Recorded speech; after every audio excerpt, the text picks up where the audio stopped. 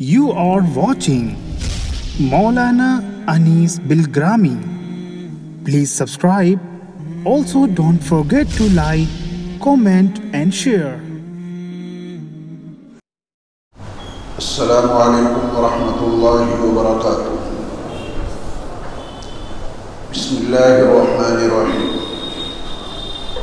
Alhamdulillahi Rabbil Alamin wassalatu wassalamu ala sayyidil mursalin wa ala alihi wa ashabihi wa azwajihi wa dhurriyyatihi wa ahli baytihi ajma'in amma ba'd. Allah Rabbul Izzat ne جس طرح مکان کو بنایا، پوری کائنات کو بنایا، اسی طرح اللہ ہی نے زمان کو بنایا۔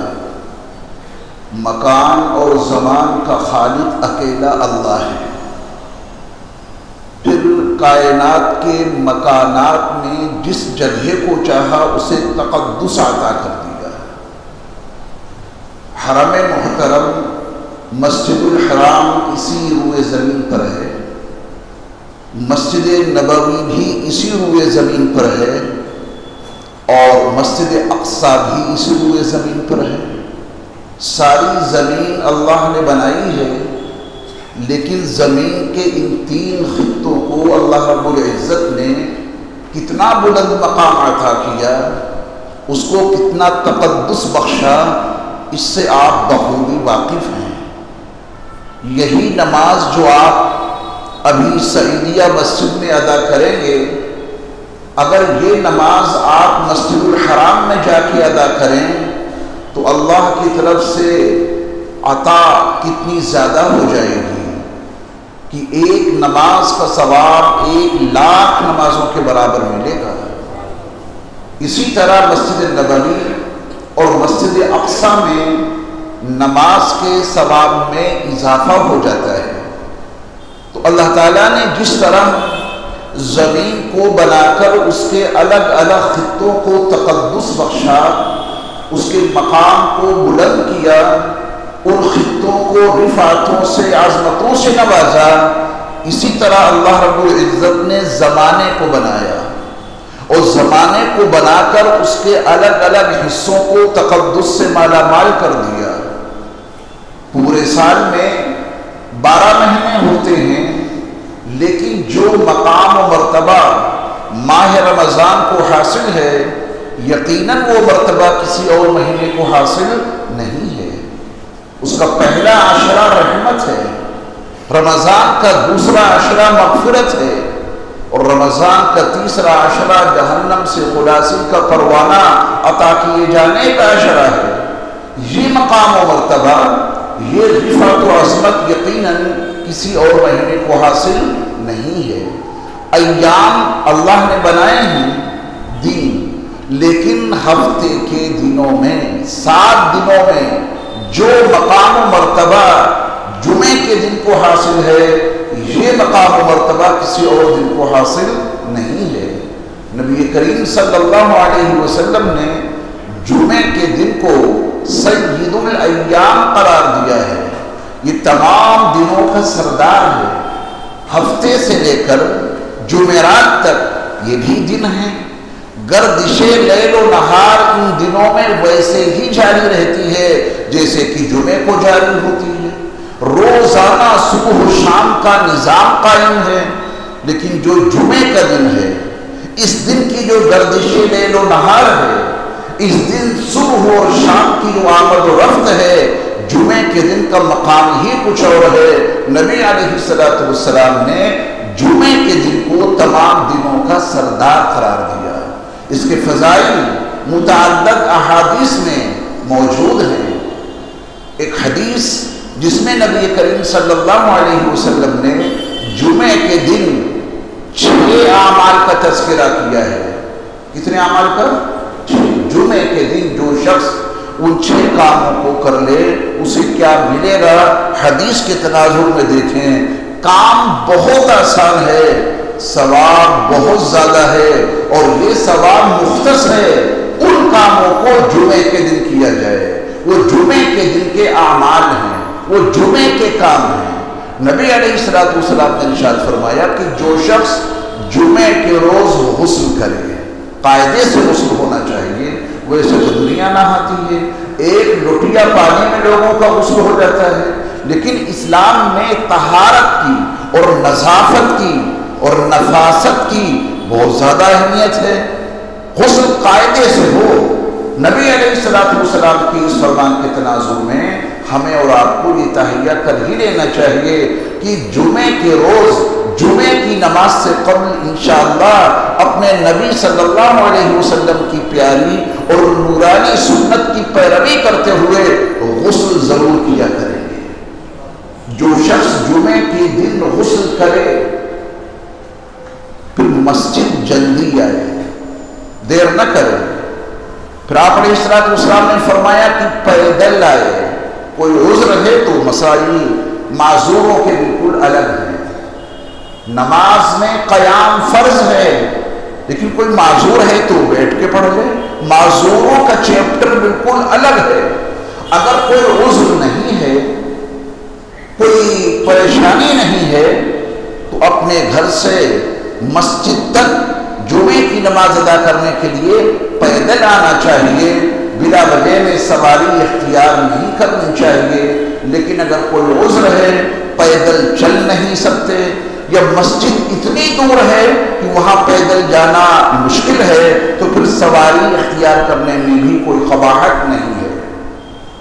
پھر وہ مسجد میں آ کر کے امام کے قریب بیٹھے، تو امام میں کچھ خصوصیت ہوگی کہ اس کے قریب بیٹھنے کے لیے نبی علیہ السلام نے اس حدیث پاک میں ہدایت دی ہے، اور قریب بیٹھ کر خطبے کو توجہ سے سنیں اور کوئی لغو کام نہ کرے۔ یہ ہیں کام ترتیب کے ساتھ۔ یاد ہو گئے؟ ذرا ان کو ایک مرتبہ دہرائیں۔ جمعے کے دن غسل کریں۔ مجھے امید ہے کہ آپ سب یقیناً غسل کر کے ہی جمعے کی نماز ادا کرنے کے لیے تشریف لائے ہوں گے۔ یہ سنت فجر، ظہر، عصر، مغرب، عشاء، ان نمازوں کے لیے ہدایت نہیں ہے کہ اگر آپ پاک ہیں تو غسل کر کے آئیں۔ جمعے کی دن جمعے کی نماز ادا کرنے کے لیے نبی علیہ السلام کی ہدایت ہے کہ جمعے کی نماز ادا کرنے کے لیے جاؤ تو غسل کر کے جاؤ۔ جو شخص جمعے کے دن غسل کرے، مسجد جلدی آئے، یا انتظار کریں گے کہ جمعے کی نماز میں امام صاحب جب قاعدے اخیرہ تک پہنچیں گے تب تک تو جا کے شامل ہو ہی جائیں گے سلام سے پہلے پہلے۔ جماعت میں شامل ہونے کا کچھ نہ کچھ تو حصہ مل جائے گا۔ جمعے کی نماز یقیناً آپ کی ادا ہو جائے گی، کوئی مفتی اس کے خلاف فتویٰ نہیں دیتا۔ جمعے کی نماز ادا نہیں ہوگی، قاعدے اخیرہ میں بھی اگر شامل ہو گئے یقیناً جمعے کی نماز ادا ہو جائے گی۔ امام کے سلام کے بعد آپ اپنی 2 رکعتیں پوری کر لیجیے۔ جمعے کی نماز تو یقیناً ادا ہو جائے گی، لیکن وہ ثواب جو اس حدیث پاک میں، اور یہ حدیث صحیح ہے، اس صحیح حدیث میں جو ثواب نبی کریم صلی اللہ علیہ وسلم نے بیان فرمایا ہے، یقیناً اس سے محرومی ہو جائے گی۔ تو الحمدللہ آپ اس کا خاص اہتمام رکھتے ہیں، بہت پہلے آ جاتے ہیں مسجد میں۔ جب میں آتا ہوں تو مجھے سب پورا ہال بھرا ہوا ملتا ہے، اوپر کی منزل بھری ہوئی ملتی ہے۔ آپ اسی طلب اور اسی طرف کے ساتھ مسجد میں تشریف لاتے ہیں تاکہ ہم کو یہ ثواب حاصل ہو سکے۔ تو غسل کیا نبی علیہ السلام کی ہدایت کے مطابق، اور مسجد جلدی آئے۔ اس کے بعد پیدل آئے نا، اگر کوئی معذور ہے تو سواری اختیار کر لے، اس عذر کی بنیاد پر کوئی قباحت نہیں، اس کو اللہ تعالیٰ اس عذر کی بنیاد پر سواری سے آنے کے باوجود یہ ثواب عطا کر دیں گے، جس کا تذکرہ اس حدیث میں موجود ہے۔ اس کے بعد آپ مسجد میں آ کر کے امام کے قریب بیٹھے نا، پہلی صف کو آپ نے پہلے مکمل کیا، دوسری صف کو اس کے بعد مکمل کیا۔ مجھے صاف نظر آ رہا ہے بیچ میں آپ نے کوئی خلا نہیں چھوڑا، ترتیب کے ساتھ بیٹھے اور ایمان کے قریب ہو کر بیٹھے۔ آپ کی یہ نشست بتا رہی ہے نبی علیہ السلام کی ہدایت مطابق آپ مسجد میں تشریف فرمائے ہیں۔ خطبہ ہوگا اس کو توجہ سے سنیں گے نا؟ ویسے تو آپ کے لیے یہی خطبہ ہے، لیکن نبی علیہ السلام نے عربی زبان میں خطبہ ادا کیا۔ صحابہ کرام رضوان اللہ تعالی علیہم اجمعین عربی زبان میں خطبہ دیتے تھے، وہ جمعے کا خطبہ ہے، لیکن عجمیوں کے لیے ہفتے میں ایک دن جمعے کو جمع ہو کر قرآن اور حدیث کے تناظر میں انہیں اللہ اور اس کے رسول مقبول صلی اللہ علیہ وسلم کا پیغام سنایا جائے تاکہ ان کی زندگیوں میں ایک صالح انقلاب برپا ہو جائے، ان کی 24 گھنٹے کی معمولاتی زندگی نبی کریم صلی اللہ علیہ وسلم کی پیاری پیاری اور نورانی سنتوں کے مطابق ہو جائے۔ ہر جمعے کو جمعے سے قبل اس زبان میں خطبہ دے دینا چاہیے جس زبان کو وہاں کے لوگ سمجھتے ہیں۔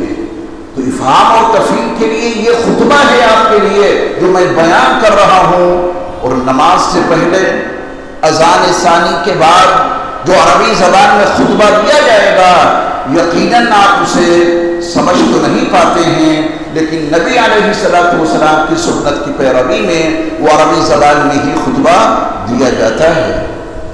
خطبے کو پوری توجہ سے سنا، یہ جو آپ کے سامنے میں خطاب کر رہا ہوں آپ نے اسے پوری توجہ سے سنا، پھر جو عربی زبان میں اذان ثانی کے بعد جماعت کے قائم ہونے سے پہلے جو خطبہ دیا جائے گا اس کو بھی آپ نے توجہ سے سنا، پھر مسجد میں کوئی لغو کام نہ کیا۔ لغو کام جانتے ہیں؟ میں اگر لفظوں میں بتاؤں تو لغو کام کا مطلب ہے ایسا کام کرنا جس سے کوئی فائدہ نہ ہو، اور اگر عملی طور پہ آپ کو میں سمجھاؤں کہ لغو کام کسے کہتے ہیں تو آپ ذرا مجھے توجہ سے دیکھیے۔ بعض لوگوں میں لغو کام کرنے کی عادت پڑ جاتی ہے، میں عملی طور پہ آپ کو لغو کام سمجھاتا ہوں۔ کسی کی داڑھی ہے، ہاتھ یہاں لائے اور لا کر کے بالوں کو ایسے ایسے رگڑ رہے ہیں، آپ مجھے دیکھ رہے ہیں، کیا فائدہ ہے؟ کھجلی تو یہاں لگے گی نہیں، کھجلی بالوں کی جڑ میں لگ سکتی ہے، لیکن عادت کیا ہے؟ بال پکڑے اور ایسے ایسے رگڑائی کر رہے ہیں، کوئی فائدہ ہو سکتا ہے اس کا؟ یہ لغو کام ہے۔ ایک مثال دی میں نے، بعض لوگ بیٹھ کر کے فرش پہ انگلی رکھتے ہیں اور مجھے دیکھیے آپ انگلی رکھ کے فرش پہ ایسے ایسے کر رہے ہیں، کوئی فائدہ نہیں۔ بیٹھے ہوئے ہیں بلا وجہ میں گھٹنے کو ایسے ایسے ہلا رہے ہیں، یہ لغو کام ہے۔ مسجد میں اس طرح بیٹھیں گویا اللہ کی رحمتوں کو اس کی برکتوں کو سمیٹنے آئے ہیں۔ مسجد میں آپ کے بیٹھنے کا انداز یہ بتا دے کہ واقعتاً آپ اپنی اصلاح کے لیے آئے ہیں اور اپنے معبود کو راضی کرنے کے لیے آئے ہیں، اور نبی کریم صلی اللہ علیہ وسلم کی ہدایت کے مطابق نماز جمعہ ادا کرنے کے لیے آئے ہیں۔ اس کے آداب کا آپ خاص خیال رکھیں گے تو نواز دیا جائے گا، اور بے ادبی ہو گئی تو محرومی میں کوئی شک نہیں۔ جو با ادب ہوتے ہیں وہی خوش قسمت ہوتے ہیں، بے ادبوں کی قسمت میں محرومی کے سوا کچھ نہیں۔ اللہ ہم سب کو با ادب بنا دے۔ معاف کیجیے گا، ادب کے سلسلے میں ہم لوگ بہت پیچھے ہیں، کچھ نہیں جانتے۔ بڑوں کا ادب کیسے کیا جاتا ہے، علماء کا احترام کیسے کیا جاتا ہے، اس سے بالکل بے خبر ہیں۔ آپ اپنے بڑوں کا احترام کیجیے، اپنے علماء کا احترام کیجیے، ان کی عزت کیجیے، اللہ نوازیں گے۔ تو اللہ تعالیٰ کو لغو کام بالکل پسند نہیں۔ لغو کام سے ہر جگہ اپنے آپ کو بچانے کی کوشش کریں۔ تو مسجد میں آنے کے بعد بھی کوئی لغو کام نہیں ہونا چاہیے۔ یہاں اپنی بڑائی دکھانے کا کوئی طرز اختیار نہ کیجیے گا کہ ہم بڑے ہیں اور اللہ کے گھر میں آ کر ہمارے اس عمل سے لوگ سمجھیں کہ ہم بڑے ہیں۔ اللہ اس کو لوگوں کی نگاہوں میں کتے اور خنزیر سے بھی زیادہ ذلیل کر دے گا۔ اور جو لوگ تواضع اختیار کرتے ہیں، عاجزی اور انکساری اختیار کرتے ہیں، اللہ ان کو لوگوں کی نگاہوں میں معزز بنا دیتے ہیں، محترم بنا دیتے ہیں۔ تواضع اور انکساری ہمارے اور آپ کے لیے زیبا ہے، تکبر اور بڑائی کا اظہار ہمارے اور آپ کے لیے حرام ہے، اس کی قطعاً اجازت نہیں۔ اللہ کے گھر میں آئیں تو سب غلامانہ انداز میں آئیں، اللہ کے گھر میں جب داخل ہوں تو سب کے سب اللہ کی بارگاہ کے فقیر بن کر کے آئیں۔ یا ایھا الناس انتم الفقراء الی اللہ، اے انسانوں تم سب کے سب اللہ کی بارگاہ کے فقیر ہو۔ فقیر بن کے آئیں گے یا صدر بن کے آئیں گے؟ فقیر بن کے آئیں گے یا جنرل سیکریٹری بن کے مسجد میں داخل ہوں گے؟ فقیر بن کے آئیں گے یا خزانچی بن کر کے مسجد میں داخل ہوں گے؟ فقیر بن کے آؤ گے تو نواز دیے جاؤ گے۔ اللہ کے گھر کا صدر کون ہو سکتا ہے؟ صدارت کے گھمنڈ کے ساتھ میں آؤ گے تو محروم کر دیے جاؤ گے، جنرل سیکریٹری کے گھمنڈ سے آؤ گے تو محروم کر دیے جاؤ گے۔ خزانچی صاحب آ رہے ہیں، معلوم ہو رہا ہے کہ یہی رزاق ہیں، ایسے آئے جیسے کہ یہی امام اور مؤذن کی پرورش کرنے والے ہیں، یہی تو روپے دیتے ہیں نا، یہ بڑا مقام ہے ان کا، محرومی کے سوا کچھ نہیں۔ جو شخص بھی اللہ کے گھر میں آئے وہ اللہ کی بارگاہ کا فقیر بن کر کے آئے، اللہ بہت کچھ نوازیں گے۔ وہ صدر اور خزانچی انتظامی امور ہیں، وہ ایک انتظامی عمل ہے۔ اگر کسی مملکت کا کوئی صدر جمہوریہ بھی ہے، اگر وہ مسجد میں آئے گا تو اللہ کی بارگاہ کا فقیر بن کر کے آئے گا۔ APJ عبد الکلام صاحب کا واقعہ آپ نے سنا ہوگا، جب مسجد فتح پوری میں وہ عید کی نماز ادا کرنے کے لیے گئے تو صدر جمہوریہ بن کر نہیں، اللہ کی بارگاہ کے فقیر بن کر کے گئے تھے، اور بالکل پیچھے کے حصے میں ان کو جگہ ملی، وہیں وہ بیٹھ گئے اور وہیں انہوں نے نماز ادا کی تھی۔ کریں گے ایسا انشاءاللہ؟ کوئی لغو کام نہیں ہونا چاہیے۔ پھر ملے گا کیا؟ کروڑوں درود و سلام ہو نبی آخر الزمان صلی اللہ علیہ وسلم پر کہ آپ علیہ السلام نے فرمایا کہ جو شخص یہ کام کر لے، یاد ہے وہ کام، جو شخص ان 6 اعمال کو جمعے کے دن ادا کر دے، میرے مصطفیٰ علیہ السلام کی اس کے لیے خوشخبری ہے، اللہ اس کو 1 سال کے روزوں کا ثواب ہر قدم پہ عطا فرمائیں گے۔ اپنے گھر سے آپ چلے، ایک قدم کیا اٹھا، ہر قدم پر 1 سال کے روزوں کا ثواب اور 1 سال کے قیام یعنی رات میں اللہ کی عبادت کے لیے کھڑے ہو کر گزارنے کا ثواب عطا فرمائیں۔ کام تو کوئی مشکل نہیں ہے، غسل کیجیے، مسجد جلدی آئیے، پیدل آئیے، امام کے قریب بیٹھ جائیے، خطبے کو توجہ سے سن لیجیے، کوئی لغو کام نہ ہونے پائے۔ راستے کے ہر قدم پر 1 سال کے روزوں اور 1 سال کے قیام کا ثواب اللہ ہمیں اور آپ کو عطا کریں گے۔ نبی علیہ السلام کی سنتوں کو اپنائیے، عمل میں سنت کے ذریعہ جمال پیدا ہوتا ہے، عمل میں سنت کے ذریعہ کمال پیدا ہوتا ہے، عمل میں سنت کی وجہ سے نوال یعنی اللہ کی طرف سے بے پناہ عطایا حاصل ہوتی ہیں۔ اگر آپ ان کاموں کو اوپر توجہ دیں، ان کاموں میں کوئی کام فرض نہیں ہے۔ جو 6 کام بتائے ان میں کوئی کام فرض ہے؟ صرف میرے پیارے مصطفیٰ کی پیاری سنتیں ہیں۔ عمل کیجئے اور اللہ کی بارگاہ سے ہر قدم پر اتنا ثواب حاصل کیجئے۔